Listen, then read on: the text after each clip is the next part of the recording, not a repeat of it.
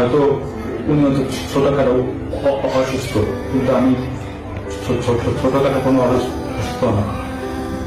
আমার কথা বলে এলোমেলো হয়ে যেতেছে, আমি কথা বলতে পারি না আর কি। এটা হচ্ছে আমার মেন সমস্যা।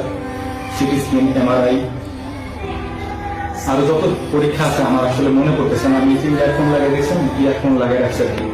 ইয়ারফোন লাগিয়ে রাখছি, আমি কথা মনে থাকে না আমার আর কি, আমি ভুলে যাই আর কি। তো এই ভুলে যাওয়ার কারণ হচ্ছে যে আমি প্রথমে শুরুতে যেভাবে কথা বলছিলাম ওইভাবে এখন কথা বলতে পারতেছি না। কারণ হচ্ছে যে আমি টুকলাই আর কি, বেসিক্যালি আমি কোনো সময় টুকলাই।